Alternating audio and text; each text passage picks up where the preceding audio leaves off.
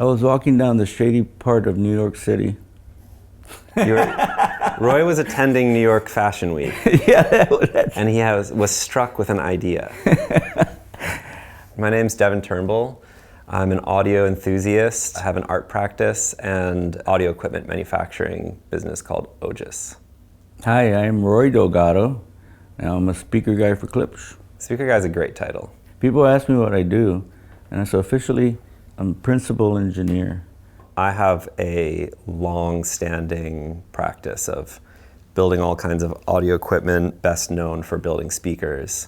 And I think people discover my work through a lot of different avenues. I do a lot of pro audio stuff, so a lot of people know of me through nightclub systems and things like that. I also have a pretty popular social media presence as sort of just like a DIYer, enthusiast, builder, craftsman, designer, and I built a lot of my practice around experiences that I had in Japan when I was working there about 20 or a little over 20 years ago now. So my practice, like the Japanese audio scene, is heavily influenced by early American audio engineering, the likes of Western Electric, Altec, RCA, and there is obviously a massive common thread between kind of the world of Paul Klipsch and the important work that's influenced me throughout my path of studying and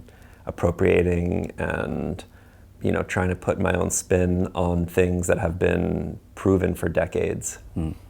The Paul Klipsch's museum, he pays a lot of homage to those guys because he understood that the only reason that we get to where we're at is because you first have to remember where you came from, the history of it, and try to build up on top of that. As he used to say, I stand on the shoulders of giants. Absolutely, yeah, it's a huge part of what we all do. I think another common reference point for a conversation about OJAS and Klipsch is that I come from a hi-fi, horn-loaded, high-efficiency speaker background in hi-fi, and I have kind of learned to adapt my work in the hi-fi space for use in nightclubs. And slightly different, but similarly, disco culture that kind of adapted a lot of the stuff that Klipsch was doing. When I first started building nightclub systems, all of a sudden everyone sort of started bringing up Mancuso to me. Oh, you must be heavily influenced by Mancuso. You guys are doing a really similar thing, taking a high-efficiency hi-fi speaker and adapting it for use in a nightclub. But to be honest, that just wasn't the world that I came from. It wasn't. Right, you it wasn't came in my from another reference point. direction. I came from another direction. So, we were essentially doing the same thing. We were applying principles used in hi-fi for a public setting. So, there are a lot of things that will directly relate from my practice and the story of Klipsch. Oh yeah. I get a lot of offers, interest from home audio companies to do some kind of collaboration. But most of the time, there's just no synergy between my interests and what I do and, mass market home audio products these days, frankly. Most of them aren't kind of part of the same route. Yeah, the same roots, the same principles of engineering, the same philosophies. They're just a complete departure. And so I don't really see where, usually there's just no way for my thing and their thing to mesh into one product that makes sense. Right. So I thought, well, this is a whole different kind of direction. This is really interesting because this is, for one thing, a manufacturing legacy that I can learn from tremendously because I built my little factory in Brooklyn. Oh, okay. It's just a few of us building speakers, a few of us for the last few years, but before that, just me building speakers for, 15 more. And although Paul Klipsch obviously had more insight and experience than I did by the time he started Klipsch, when I look at the roots of Klipsch, I relate very much to sort of the way he was just figuring out how to make things. And, he had some groundbreaking principles that he wanted to figure out how to execute. A lot of them were ambitious and probably seemed impossible to a lot of people when they started trying to figure out how to manufacture the Klipsch horn, for example. And it's just a super inspiring legacy to be able to participate in. And, prior to meeting you, I wasn't sure how that would go, I mean, I think that if you had been sort of like apprehensive about the idea of working together, it really wouldn't have worked in the first place. Well, initially I was like, we're gonna do what? And when I looked at particularly this horn, I said, well, that's K5J. And then I became intrigued.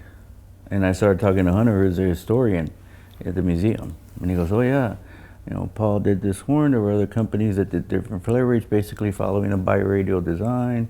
And so then that's what intrigued me. And I dig more and more into it, and how you were into the roots of audio.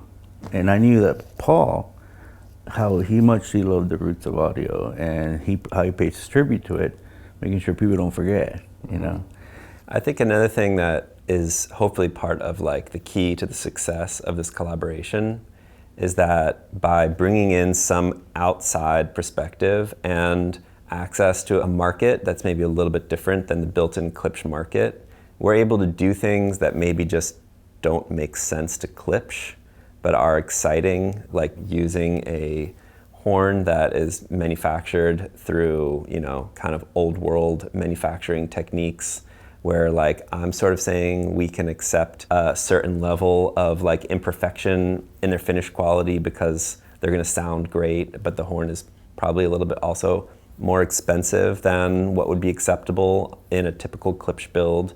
Mm-hmm. And we can do a lot of things that maybe just kind of gently break the rules of Klipsch, but allow us to just move in directions that seem exciting, while we don't have to like stick to a script the same way you do when you're just working. Well, it definitely, for me, it brought back a bunch of memories. In that, the style of the construction is very much how the Heresy, Cornwall, La Scala were constructed when I first got here. Mm-hmm. The miter concept was just beginning to get into it. And I've told several people at Klipsch, if I had said, hey, let's do a cabinet that looks like that, you know what they would have said? Are you kidding me? I know, that's exactly what I mean. And I kind of assumed that when I first kind of got your reaction, because I think I had a little bit of a pitch. It was like, here's what I want to do with this speaker, this kind of horn, two-way configuration, adjustable attenuation. I kind of felt that enthusiasm from you, where you're like, hell yeah, I kind of wanted to do these things all along, but you would never let me, so like. Yeah. In fact, when I showed it to Jerry's going, hey, he used to build the Heresies. Mm. And so, that's an HBR. And I go, yeah, it is. Mm-hmm. And also too is that original Klipsch one had the K5J on the top, exposed. Right. And we only just kind of started doing that with the Jubilee, even though, put this front panel on it. Oh, you remember that picture, Paul, and the original rosewood front Klipsch one, he's standing right here in the corner with it. The horn was on top. Mm-hmm. In all its glory, mm-hmm. Not in a cabinet. Although I did not get into building audio equipment to make a business or start a brand, I just built the things that I was inspired to build, and they kind of just grew in popularity until I sort of just had a brand. But I feel inadvertently did that thing that I always dreamt of doing, which is just make something so simple, but somehow make it look like it's part of my creative identity. Because, I can understand where like a marketing person at a speaker company would just say like, well, what is this? This is not designed. It's just the components on a box. Mm-hmm. And I just feel extremely fortunate to have somehow kind of like found this groove where I've been able to just make a speaker the way I want it to look and not have to mess with it in order to make it look like differentiated in some way. Right.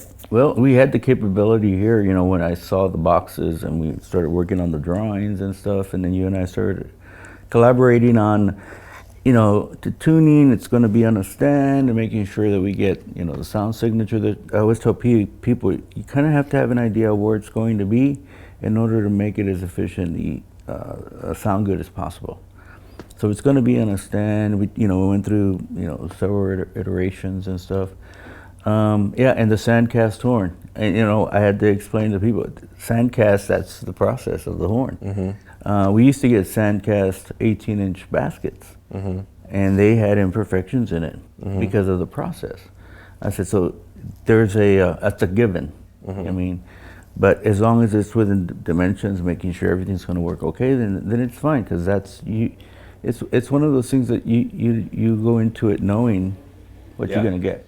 So it adds a little bit of like a sort of like intentional unknown imperfection into the mix. But it first and foremost is just the best sounding horn that I know how to make.